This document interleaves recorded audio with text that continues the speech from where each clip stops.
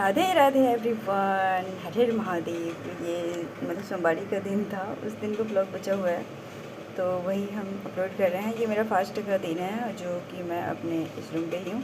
उसके बाद पूजा वगैरह हो गई थी मेरी और वो शूट नहीं कर पाई। मैं मंदिर गई थी तो शूट नहीं कर पाई। देन आकर प्रीवियस ईयर की अच्छे से मतलब 69 वाला कर रहे थे।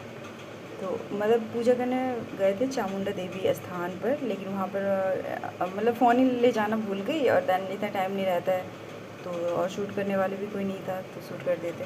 और यहाँ पर हम ड्रेस क्या पहने थे वो भी नहीं दिखा पाए, लेकिन यहाँ पर चुन्नी को हम इसे समेट रहे हैं। दैन इसे फोल्ड करके रख देते हैं, बाद में धोएंगे क्योंकि आज धूप अच्छी आ नहीं रही है।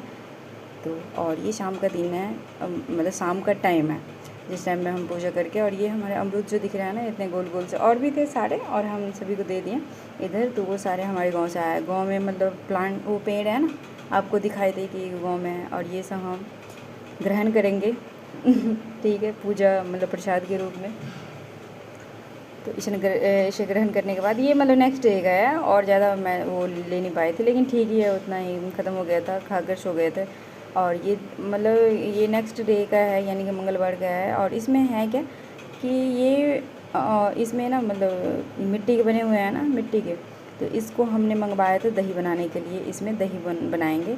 और दैन एक और एक्स्ट्रा भेज दी थी, मेरी फूआ भेजी हैं, तो उसमें हमने बोला कि चना वना डाल देते हैं। और ये अचार भी उन्होंने ही भेजा है। तो और वो पकौड़े वगैरह भी हैं, जैसे तरुआ बोलते हैं, वो सब भी हैं। तो हमने बोला ठीक है, इसे रख देते हैं अच्छे से अरेंज करके।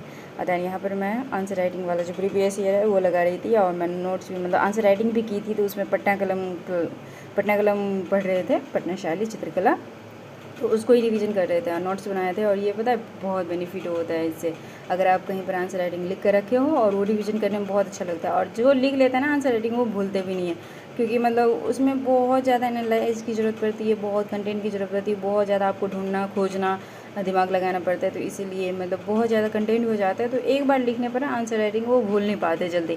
और एक बार कुछ मतलब 1 महीने के बाद भी अगर रिवीजन करोगे ना, तो वो चीज़ें याद आ ही जाएंगी, अगर आपने पहले बार उस पर टाइम दिया था। और यहाँ पर हम मॉडर्न पढ़ रहे थे ना, आधुनिक इतिहास का घटनाचक्र।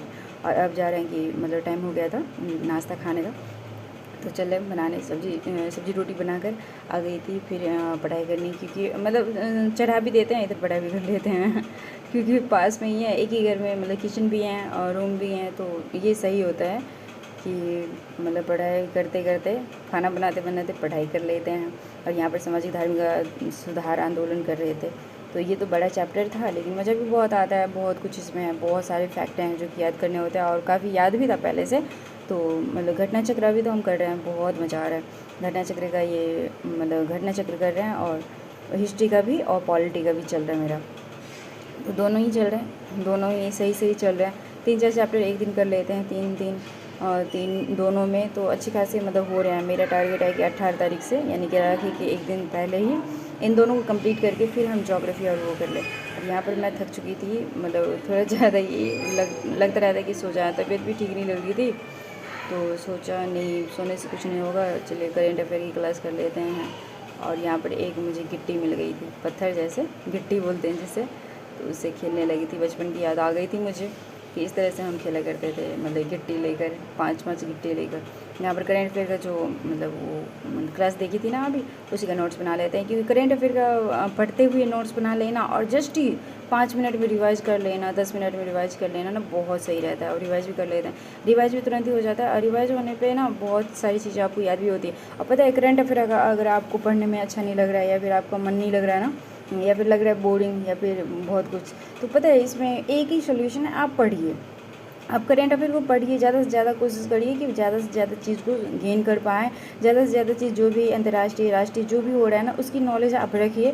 उनकी जानकारी अगर रखेंगे ना, तो आपको बहुत ज़्यादा मज़ा आएगा करंट अफेयर पढ़ने में। आगे जैसे मतलब मेरे साथ ऐसे हुआ है बहुत अच्छे से, मतलब पहले अगर कंटिन्यू किया है करंट अफेयर तो मन करता है कितना देखे क्या हो रहा है, क्या क्या हो रहा है राज्य में, देश में, अंतर्राष्ट्रीय लेवल पे क्या क्या हो रहा है। तो आपको ना जानने की इच्छा बहुत ज़्यादा जगेंगी। तो करंट अफेयर का ना पढ़ने का सोल्यूशन और ये इनसे दूर भागने का एक ही है मतलब समाधान, कि आप करंट अफेयर को पढ़िए। जितना भी पढ़िएगा ना, उतना ज़्यादा आपको इंटरेस्ट आएगा इसमें जानने की इच्छाएं बढ़ेंगी। और ये मार्केट जाकर कुछ कुछ सामान लेकर आ गए थे, क्योंकि मतलब मार्केट जाना कभी कभी चले जाते 6-7 दिन पर, एक हफ्ता में एक बार, क्योंकि कुछ कुछ सामान लेना होता है। तो भाई तो लेकर आ ही जाता है, लेकिन कुछ कुछ ऐसे होता है तो वो मुझे खुद ही लाने जाना पड़ता है। Thanks for watching.